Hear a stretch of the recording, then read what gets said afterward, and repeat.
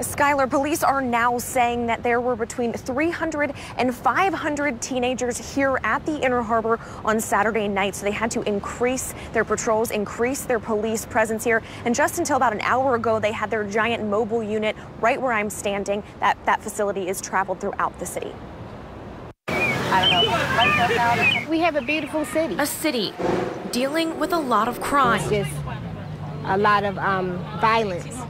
And it's just really sad, especially for the young kids. Ebony Watkins grew up in Baltimore and spent her weekends at the Inner Harbor. And it's just unfortunate to hear that, you know, the same things that I grew up doing, you know, the younger kids can't be able to enjoy that without, you know, someone getting hurt or arrested or even sometimes killed. Saturday night, hundreds of teens were there. They were basically meeting up and then going and dispersing in smaller groups and creating a few crimes. They were trying to bust windows. So more officers were sent to the area and 6 teens were arrested, one for unarmed robbery and a few others for fighting. Police haven't released the other crimes. We know that the overwhelming majority of those young people were downtown just enjoying a Memorial Day weekend. City council members say we have to hold these young people accountable, but we also have to work to find better weekend evening activities for them. I reopened 2 rec centers in my district in the past 3 years.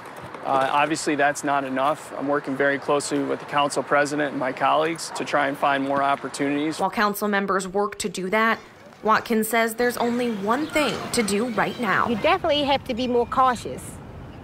And I don't think it's just Baltimore. I think it's just the world we live in. Police stress their top priority is safety, not just here in the Inner Harbor, but throughout the city.